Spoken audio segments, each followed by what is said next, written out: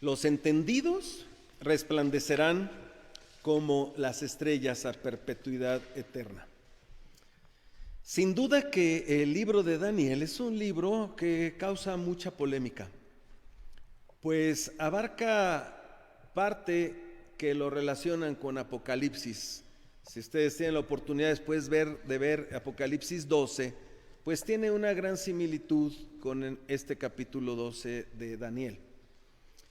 Y hay muchas diferencias en cuanto a la interpretación tanto de Apocalipsis como también de Daniel, porque hay teólogos que defienden posturas que para los reformados, los que surgimos como una iglesia histórica en la Reforma protestante del siglo XVI, pues hemos recibido una herencia reformada que nos hace ver las cosas a la luz de la Biblia, 100% bíblicas.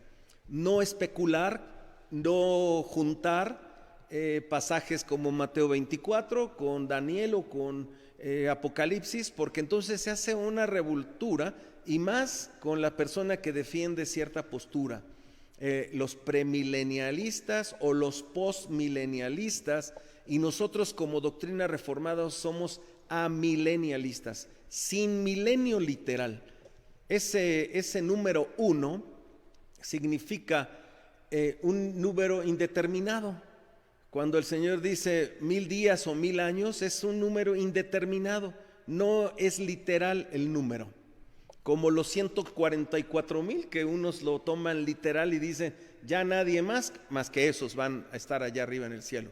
No es literal, es un número exponencial donde no hay un límite determinado.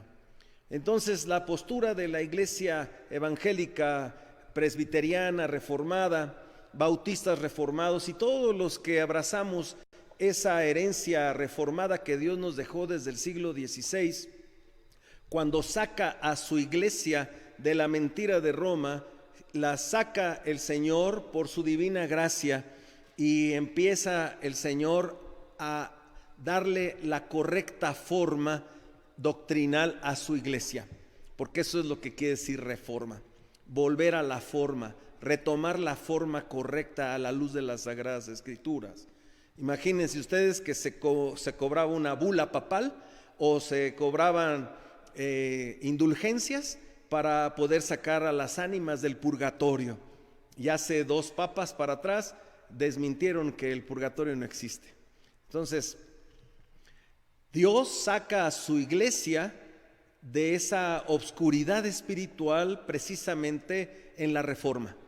Y nosotros como iglesia presbiteriana reformada necesitamos estar pegados a la luz de la Escritura y no añadirle, ni componer, ni arreglar, ni justificar que esto corresponde a Daniel 12 con Apocalipsis 12, o Daniel 12 con Mateo 24, o Mateo 24 una mitad con Apocalipsis. Necesitamos estudiar la palabra de Dios. Pero sobre todo, pues no caer en esa falsa forma de ver las cosas. Hay personas que son muy empecinadas, muy obstinadas en querer poner el orden a las cosas que mismo Dios no le puso, porque el que quiera poner orden en las cosas que están escritas necesariamente tiene que estar arreglando y poniendo y añadiendo de aquí, de para allá, para justificar un premilenio o un posmilenio. Esto quiere decir, ¿Cristo viene antes de 1000 años o Cristo viene después de los 1000 años? Cuando la palabra de Dios, teniendo en cuenta que el número 1 o 1000 es un número de años indeterminado, los amilenialistas sabemos que esos 1000 años que no son literales iniciaron cuando Jesucristo vence en la cruz del Gólgota. Allí empieza ese milenio hasta llegar al regreso del Señor Jesús. Así es que yo les recomiendo pues no ser obstinados en ponerle un orden a las cosas, porque caemos en errores sin duda. Es mejor dejar eso en las manos de Dios, porque Él lo está haciendo y no necesita ayuda de nadie. Pero sí es muy importante tener un acercamiento correcto a lo que enseñan las palabras de Dios. Teniendo esto como una pequeña introducción, sabiendo que entonces el libro de Daniel es un libro que es complicado porque está escrito antes de que suceda la destrucción de Jerusalén. Está escrito antes de que venga Jesucristo como el Mesías, como la promesa al pueblo del Señor. Así es que en ese contexto es que puede tener tanto su tiempo cuando Cristo llega como el verdadero Mesías y después de la destrucción de Jerusalén, que eso ocurre en el año 70 de la era ya cristiana. Y también, sin duda, que así como se manifiestan las cosas de Dios una y dos y tres veces, este pasaje tenga que ver con la llegada del Señor Jesucristo por segunda vez. Entonces vamos a ir en estos 3 versículos, no tanto para entender cada uno de los puntos que encierra el versículo, sino lo que Dios tiene como mensaje para la iglesia a través de la vida de Daniel, porque el libro de Daniel entonces tiene un propósito de Dios, y esto es lo que vamos a ver esta mañana. Dice el primer versículo: en aquel tiempo se levantará Miguel, el gran príncipe que está de parte de los hijos de tu pueblo, y será tiempo de angustia, cual nunca fue desde que hubo gente hasta entonces, pero en aquel tiempo será libertado tu pueblo, todos los que se hallen escritos en el libro. Versículo bastante amplio, bastante grande.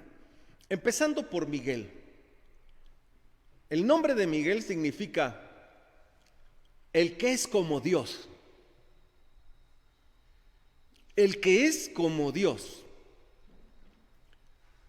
Y dice que este que es como Dios, que apunta al Mesías precisamente, a nuestro Salvador Jesucristo, bueno, pues dice, se levantará. Y esa palabra levantará en hebreo quiere decir aquietar, congelar. En ese tiempo, y no había llegado el Mesías, por eso les digo que es delicado interpretar y acomodar las cosas para sostener una postura que puede o no puede, en este caso, tener fundamento bíblico. El que es como Dios va a congelar, a aquietar. Esta palabra en el diccionario Strong, que es un diccionario muy confiable, en el hebreo tiene muchas acepciones. También se puede entender como afirmar, arreglar, asentar, callar, cesar, confirmar, conservar, establecer. Este que es como Dios, apuntando al Mesías, va a tener esta bendición cuando dice se levantará, el que hará que todo se arregle, que todo se afirme, el que pueda hacer cesar, el que pueda hacer descansar, el que pueda estar firme, el que pueda habitar, imponer, levantar. Este es el sentido entonces de lo que dice tan solamente el principio del versículo 1. En ese tiempo, todavía no ha llegado el Mesías, se levantará Miguel, el que es como Dios. Y entonces, en la palabra hebrea, levantar, ya les dije todo lo que significa. Establecer, cesar, confirmar, congelar, aquietar. El único que lo va a poder hacer. Y decían en la escuela dominical hoy que el Señor guardó silencio 400 años. Entonces el libro de Daniel pues fue escrito muchos años atrás. Y la enseñanza es que en ese tiempo el Señor hará que la angustia y ese tiempo de dolor que no hubo desde el principio, el Señor lo va a callar, lo va a congelar. El único que lo tiene en su poder. Y aquí viene un dato importante acerca de los que creen en el rapto. El rapto no es una doctrina bíblica. Y he leído comentarios de teólogos, de posturas. Es muy lamentable que se predique el rapto cuando no es una doctrina bíblica. Es un error estar predicando sobre el rapto cuando la palabra de Dios nos dice en segunda de Tesalonicenses que ese sí es profético, Apocalipsis es simbólico, que ese es otro punto muy importante que debemos tener presente cuando leemos este tipo de pasajes. Es un error creer en el rapto porque la Biblia no enseña eso. Lo que la Biblia enseña es que justo cuando el Señor Jesucristo regrese por segunda vez, no por tercera ni cuarta, porque los que creen en el postmilenio, pues entonces el Señor viene, se rapta y luego viene otra vez para estar 1000 años físicamente con su pueblo. Esto no tiene soporte bíblico, es un error hablar y predicar sobre el rapto. Lo que la Biblia enseña es un arrebatamiento justo en el momento en que llega el Señor Jesucristo. Vamos a segunda de Tesalonicenses capítulo 2.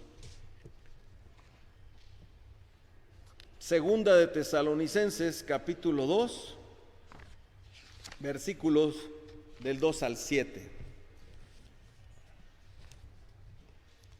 Dice la palabra de Dios: que no os dejéis mover fácilmente de vuestro modo de pensar, ni os conturbéis ni por espíritu, ni por palabra, ni por carta, como si fuera nuestra, en el sentido de que el día del Señor está cerca. Nadie os engañe en ninguna manera, porque no vendrá sin que antes venga la apostasía y se manifieste el hombre de pecado, el hijo de perdición, el cual se opone y se levanta contra todo lo que se llama Dios o es objeto de culto, tanto que se sienta en el templo de Dios como Dios, haciéndose pasar por Dios. ¿No os acordáis que cuando yo estaba todavía con vosotros os decía esto?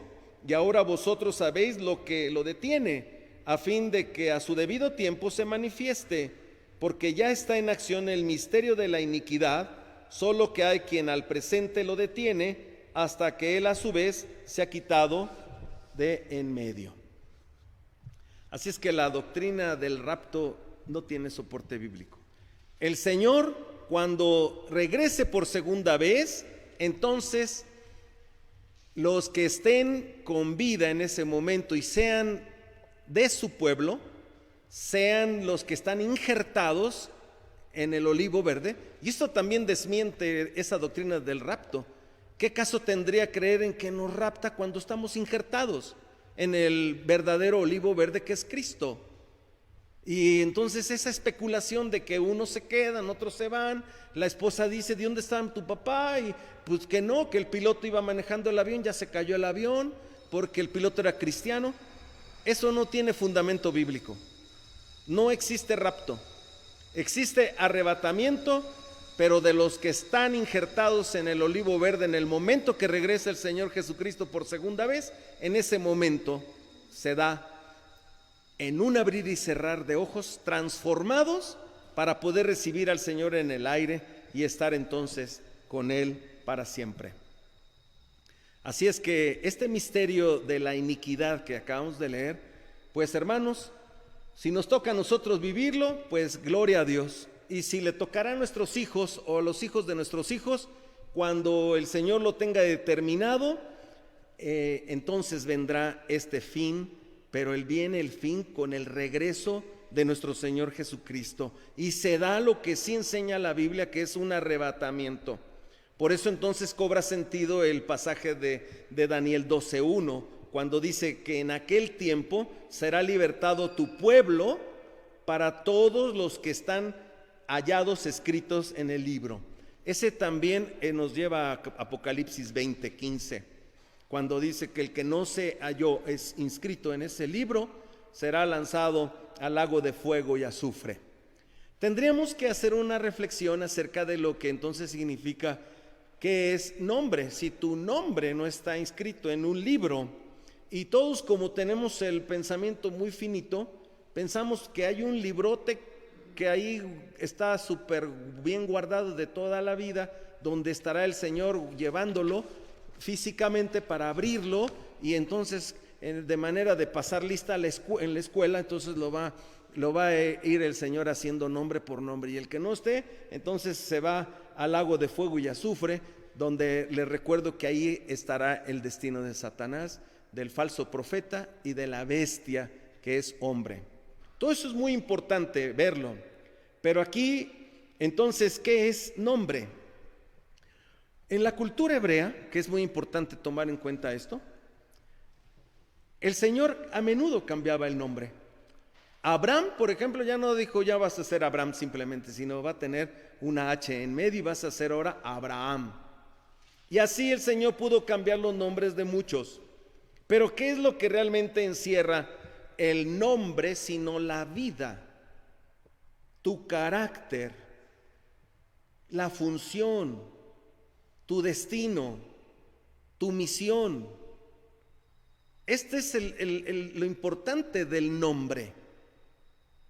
Por eso les he sugerido a veces que investiguen qué significa su nombre, porque el nombre tiene un propósito determinado por Dios en tu vida, en tu carácter, en tu forma de ser, en tu forma de conducirte en la vida, en la misión que tienes. Desde tu nombre está implícito en tu carácter. Así es que este nombre tendrá que tener la ley de Dios, la palabra de Dios en su mente y en su corazón. Esto es lo que realmente hace un nombre distinto al que no tiene la palabra de Dios. Este es que la palabra de Dios esté inscrita en tu vida, que eres tú una carta que muestre lo que Dios escribió en su palabra, que los hechos de tu vida den muestra de que la palabra de Dios hizo efecto en tu manera de ser, que influyó en tu manera de vivir, en tu manera de ser, en tu misión, en el propósito. Y todos los que tienen esta bendición, que en su nombre está la palabra de Dios, bueno, pues esos tendremos la bendición de no ir a esa condenación, donde estará Satanás, el falso profeta y la bestia, como dice la palabra de Dios. Regresando a Daniel, hay una etapa difícil en el pueblo de Dios. De hecho, aunque no se menciona este nombre, pero fue en la época donde Antíoco Epífanes era rey ahí en esta Babilonia, en este lugar donde el pueblo de Dios todavía estaban en cautiverio. Y fue una época difícil, muy difícil para el pueblo de Dios. Sin embargo, esta palabra es una palabra de esperanza, porque implica la resurrección del pueblo de Dios.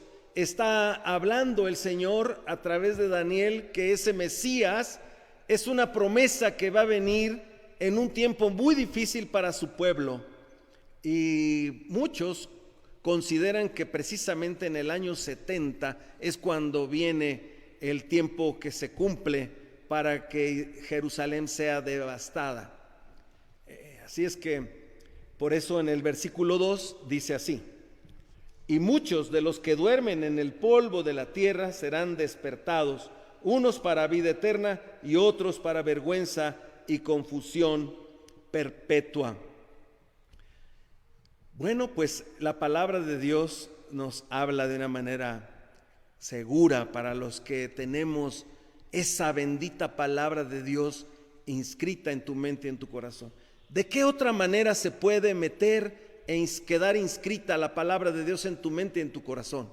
Pues leyéndola, escudriñándola, viniendo a la escuela dominical, viniendo a los cultos, no perderte los cultos, porque es cuando el Señor habla a su pueblo. Y esta esperanza de la resurrección y la certeza de nuestra salvación está precisamente en el Mesías, que vino y dio su vida en rescate por muchos. Así es que cuando el Señor hace esta promesa, es precisamente también porque cuando viene el Mesías, eso sucede.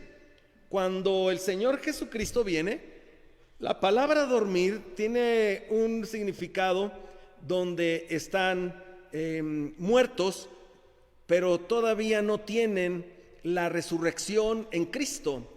Ese es un término que se usa en el Antiguo Testamento, pero la palabra de Dios, como lo vimos en el mensaje anterior, en Job y en otros pasajes, nos habla de que hay certeza de esa resurrección que el Señor Jesucristo vino a traer a todo aquel que cree en Él, y que no se va a perder, sino tiene vida eterna en Cristo Jesús. Así es que, hermanos, la palabra de Dios es palabra de bendición, no de confusión. Debemos saber que esta palabra de Dios está dirigida a un corazón que es sensible, porque Dios lo hace sensible. Cuando el corazón es duro, testarudo, no quiere saber nada de Dios. Le molesta que le hablen de Dios, le molesta que le estén diciendo sus obligaciones delante de Dios. Y hay personas que deciden mejor retirarse de la iglesia de Cristo porque fue mucho lo que se les dijo o se les molestó por querer que sus vidas fueran vidas transformadas por el poder de Dios. Y algunos se van. Hemos visto estos tristes ejemplos de diáconos quizá, o quizá hasta de ancianos, que pidiéndoles que su vida fuera una vida de testimonio para la grey de Cristo, para la iglesia, y faltan a sus deberes y a sus responsabilidades como líderes. Dicen, pues ya mejor ya me retiro, porque ahí nada más están, insiste e insiste que no faltes, que no dejes de venir, que asiste, y algunos pues lamentablemente se molestan fuertemente. Cuando la realidad es que es Dios el que está llamándonos para que precisamente crezcamos y esta palabra de Dios quede grabada en nuestra mente, en nuestro corazón. Porque este es el sentido de lo que dice el pasaje.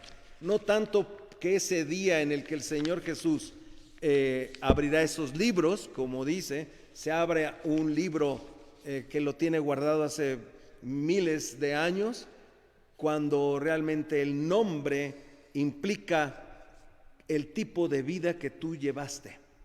Y eso también es muy hermoso, porque la palabra dice que cuando estemos con Él, a todos se nos dará una piedrecita blanca, ¿no? Y en esa piedrecita blanca estará escrito un nuevo nombre. O sea que el nombre que tuvimos aquí va a ser diferente cuando el Señor nos dé el nuevo nombre. Entonces todo el que no estuviese su nombre, ese nuevo nombre que Dios conoce, pues irá al lago de fuego y azufre. Y esto es un poco mejor entendible que estar pensando que es un librote que ahí lo va a abrir y ahí va a buscar José Luis o Saúl o Josefina o Abraham, cuando realmente el nombre va a ser un nombre nuevo. Y ese nombre lleva tus características, tu tipo de vida. Si la palabra de Dios estuvo pegada, escrita en tu mente, en tu corazón, porque eso es lo que nos hace ser diferentes a todos los demás. No porque yo sea bueno o le eche ganas a la vida, o yo me dé mis golpes de pecho, o me vaya de rodillas a un lugar en sacrificio. Eso eso no te da lo que va a suceder cuando tu nombre no tenga la palabra de Dios. Pues no tendrás parte con el Señor. Así es que este libro de Daniel, hermanos, es una composición maravillosa, de profundidad también, sin duda. Este libro se escribió hace 2500 años. ¿Y qué valor podría tener un libro que fue escrito hace 2500 años para un cristiano de este siglo XXI? ¿Qué mensaje tiene en sí el libro de Daniel? o estas profecías de Daniel para nuestra comunidad del siglo XXI, que estamos súper adelantados ya en muchísimas cosas? ¿Qué valor puede tener para nuestra vida, para el cristiano de hoy? El profeta, déjenme decirles que es el resultado de la gracia de Dios. Era un jovencito cuando fue deportado a Babilonia junto con sus 3 amigos y lo llevaron al mismo palacio del rey.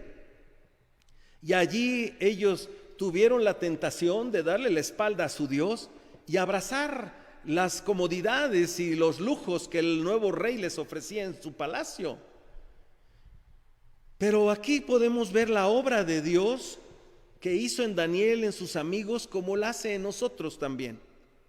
El profeta a lo largo del libro nos dice que él reconoce a Dios como soberano, reconoce a Dios como omnipotente, como omnisciente, que todo lo sabe, como infinito, como providencial, lo reconoce como único, como fiel, como perdonador, como justo, como celoso. Conocía a Dios y sabía que Dios tenía el control absoluto de todas las cosas, porque Él es soberano y sabe lo que ocurre en cada nación y en cada persona.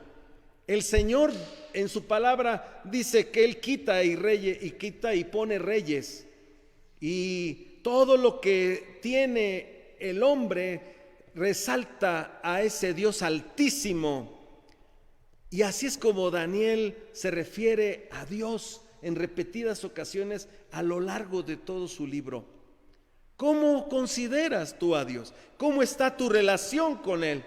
¿Cómo puedes saber de esa soberanía de Dios en tu vida cuando tu crecimiento espiritual ha sido raquítico? Es como el que se alimenta.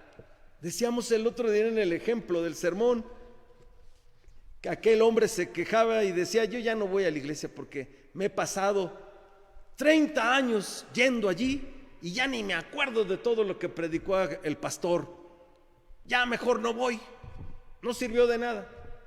Y alguien le reflexionó y le dijo: 30 años has estado casado y tu mujer te ha dado el alimento 3 veces al día. ¿Te acuerdas del menú de hace 30 años? Pero sin embargo sirvió para nutrirte, para fortalecerte, para darle fuerza a tu vida, la energía que necesitabas cada día. Pues así es la relación con el Señor.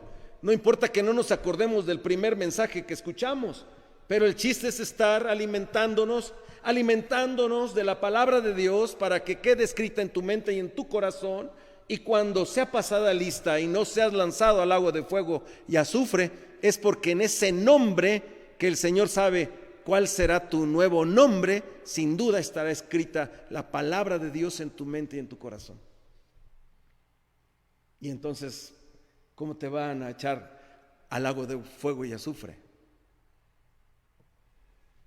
Por la gracia de Dios, por la soberanía de Dios. Así es que este libro de Daniel, hermanos, tiene un mensaje que nos hace ver que Dios tiene el control absoluto de todas las cosas.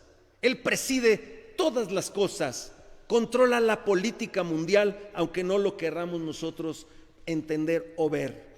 Él sabía que habría de llegar un rey Joacim para su pueblo, un rey Nabucodonosor, el hijo de Nabucodonosor, Belsasar, y él pudo humillar a esos reyes malvados que no tomaron en cuenta a Dios, como sin duda lo estará haciendo en la actualidad. El Señor humillará a todos los mandatarios y gobernantes de este mundo que no tomaron en cuenta en sus acciones a Dios. Así es que, hermanos, hoy sin duda que el creyente puede experimentar, seguir viviendo en ese cautiverio como Daniel lo vivió. Daniel vivió ese cautiverio tremendo. Ahora nosotros, ¿en qué sentido podemos estar viviendo en cautiverio aparte de estas cuarentenas que ya se va a alargar todo el mes de mayo? Todavía no terminamos abril y ya estamos pensando que el mes de mayo va a ser bastante largo y pesado. y podríamos pensar que es un tipo de cautiverio porque estamos sometidos de alguna manera a los que gobiernan, a los que toman decisiones, a los que ejercen de alguna manera nuestro control, nuestra vida. Pero ¿hasta qué punto también estamos obligados a someternos al gobierno civil?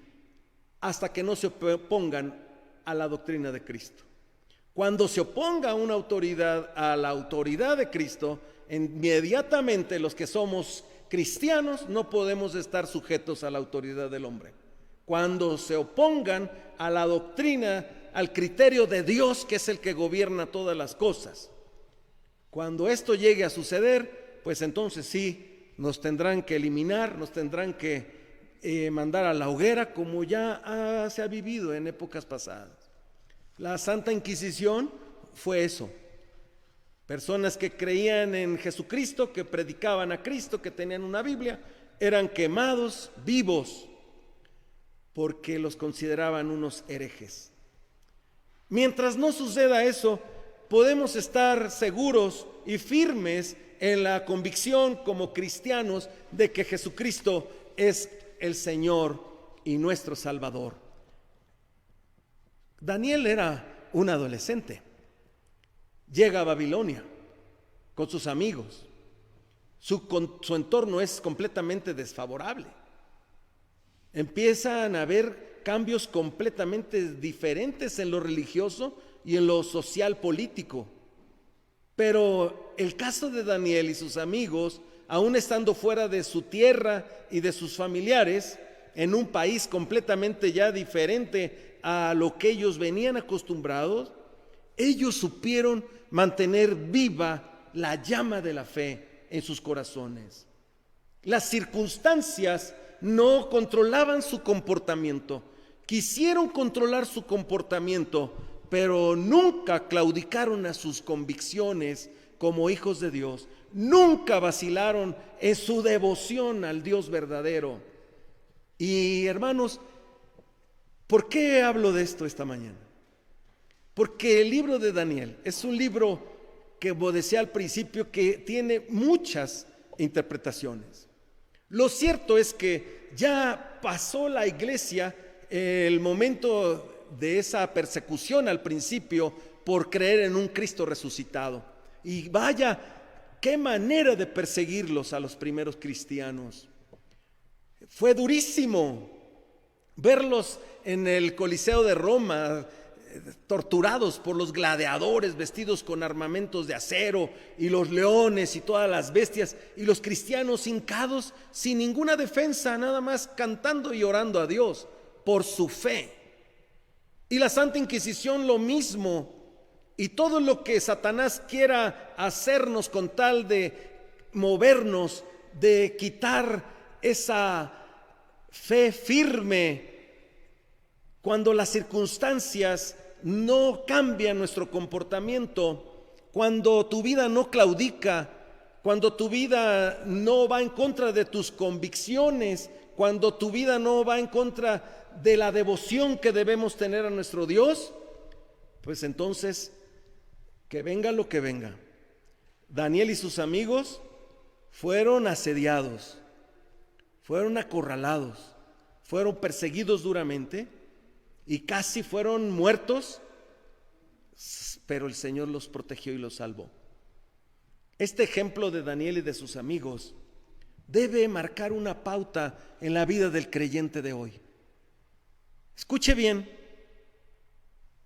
el ejemplo de Daniel y de sus amigos debe marcar una pauta importante en la vida de los creyentes de hoy. Existe un paralelismo en lo que vivió Daniel y lo que hoy vive la comunidad de fe de Cristo.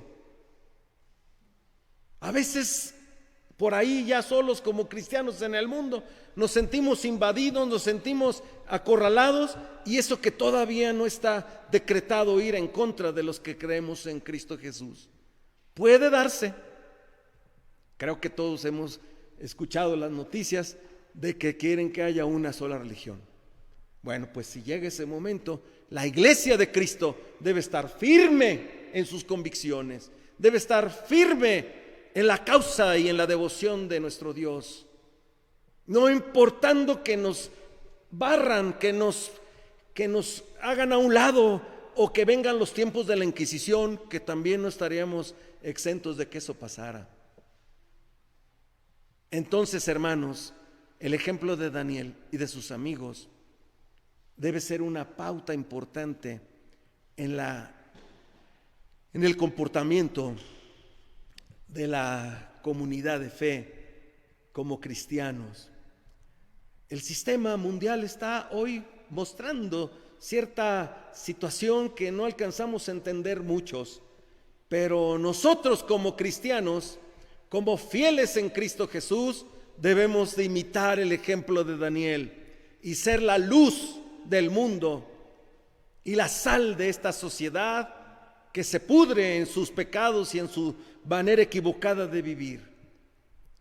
Daniel vivió una época de opresión, un ambiente difícil. Nabucodonosor tenía el control de la vida de ellos. Él podía determinar en qué momento les quitaba la vida, no solamente a Daniel y a sus amigos, a cualquier ciudadano. Cuando ya nos enfrentamos a un poder de esta naturaleza, lo único que podemos hacer como cristianos es tener la palabra de Dios en nuestra mente y en nuestro corazón, mantener viva la llama de la fe en medio de las circunstancias que nos toque vivir. Esta pandemia a muchos les ha asustado, a muchos les ha hecho vivir en inseguridad, en temor. Tuve la necesidad de ir a la peluquería y claro que la peluquera no es cristiana, y todas las medidas de limpieza y de seguridad, de lavarse la suela de los zapatos para poder entrar al inmueble, pues son actos de responsabilidad, porque nadie sabe lo que realmente está sucediendo. Pero hermanos, independientemente como el mundo tome las circunstancias y las situaciones adversas de la vida, el cristiano está garantizada su vida porque hemos creído en el único Dios verdadero y hemos sido injertados en ese olivo verde, en el original, en Cristo. Por eso no tiene sentido estar hablando de rapto si estamos injertados en el olivo verde. Esto es lo que debemos tener en nuestra mente, en nuestro corazón. Hay que obedecer a nuestras autoridades. Hay que ser sometidos a lo que la autoridad nos dice porque somos disciplinados. Pero cuando la autoridad se oponga a la fe que tenemos en el Dios verdadero, pues entonces sí, tendremos que enfrentar lo que venga. Si es que el Señor determina que venga. Pero ya cuando las cosas suenan es porque probablemente por ahí van las cosas. Dicen que después de esto el mundo no será igual. Se ha estado peleando mucho una moneda universal, una sola religión y un solo gobierno mundial. Entonces, si echamos mano de Segunda de Tesalonicenses que acabamos de leer, bueno, pues ahí se habla de un hombre inicuo que vendrá por parte de Satanás y que se hará pasar por Dios y estará en contra de las cosas de Dios. Y es libro profético. Si nos toca verlo, gracias a Dios. Si no nos toca verlo, gracias a Dios, pero sí tenemos que predicar el evangelio de Jesucristo ante los Nabucodonosores y Belsasares y todos aquellos que acusen al pueblo de Dios como ellos acusaron a Daniel en este libro importante de Daniel, cuando acusan a Daniel que no se quiere postrar delante de una imagen del rey, y su castigo fue la muerte. Pero Dios les cerró la boca a los leones, los hizo unos gatitos indefensos. Cuando entra la carnada al foso de los leones, el Señor cierra la boca de los leones.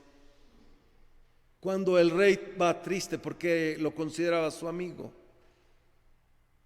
le habla Daniel: aquí estoy, rey, ¿cómo estás? Qué milagro tan maravilloso. Así es que, hermanos, por la situación que pase la iglesia. Debemos estar firmes y seguros de que Dios tiene el control absoluto de todas las cosas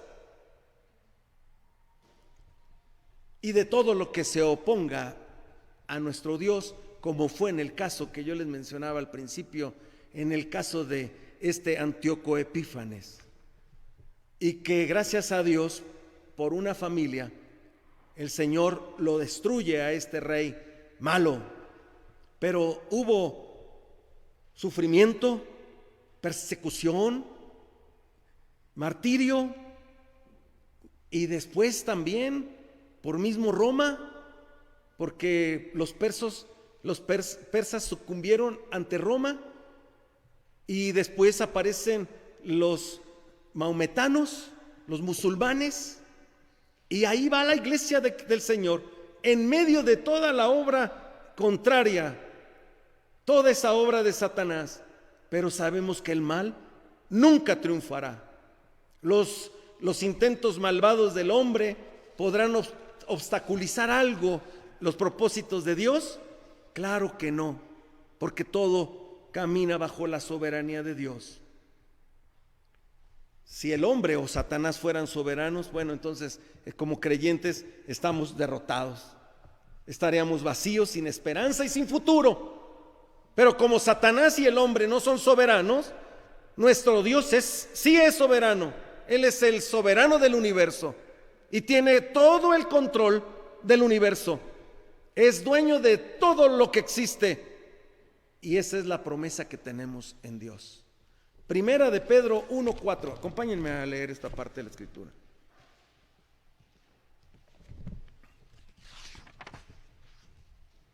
Dice la epístola de Pedro apóstol, capítulo 1, versículo 4, dice: para una herencia incorruptible, incontaminada e inmarcesible, reservada en los cielos.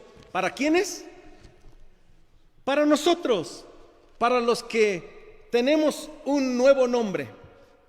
Y en ese nombre el Señor sabe que está la palabra de Dios impregnada en tu mente y en tu corazón, escrita, y esa es la que da el testimonio de tus hechos, de tu vida, de tu ser, de tus acciones. Hermanos, es hermoso leer estos versículos sabiendo que esa gloriosa resurrección la tenemos hoy en Cristo Jesús. Regresamos para terminar con el último versículo de Daniel. Daniel 12, versículo 3, dice la palabra de Dios: los entendidos resplandecerán como el resplandor del firmamento, y los que enseñan la justicia a la multitud como las estrellas a perpetua eternidad. Hermanos, nosotros como Daniel somos la comunidad del pueblo de Dios, y tanto Daniel participó de una gloriosa resurrección en Cristo, como nosotros tenemos esa promesa de la resurrección de Cristo en nuestras vidas. Pero solamente se da cuando la palabra de Dios ha hecho efecto en tu mente, en tu corazón, y entonces has sido preparado para recibir una heredad que no tiene límite ni precio alguno. El soberano Dios ha preparado a todos los que creemos en Él, sea las circunstancias de nuestra vida, sea la injerencia de Satanás mismo, o de sus mensajeros, o de los hombres que están en el poder que no aman a Dios, y que nosotros no nos sometemos a ninguna autoridad que no sea la autoridad del Dios soberano. Hermanos, ¿cuál es la misión en el mundo en el que vives? ¿Cuál es tu misión? La misión es un claro compromiso con Dios, un compromiso con Dios que te permita ser la respuesta a todo lo que pasa en este mundo sin Dios. Por eso dice la palabra de Dios: ustedes son un linaje escogido, un real sacerdocio, somos una nación santa, somos un pueblo adquirido por Dios para anunciar las virtudes de aquel que nos llamó de las tinieblas a su luz admirable. Ahí lo dice también Primera de Pedro 2:9. Así es que, hermanos, este es el mensaje de esta mañana. Daniel supo vivir en medio de paganos. Daniel supo vivir su compromiso con Dios. Tanto él como sus compañeros en ese tiempo fueron luces en medio de las tinieblas. Y hoy tú y yo estamos llamados a imitar la fe de Daniel y de sus amigos y darle a este mundo el testimonio de la gracia de Dios de cualquier manera y en cualquier circunstancia que nos toque vivir. Que Dios les bendiga.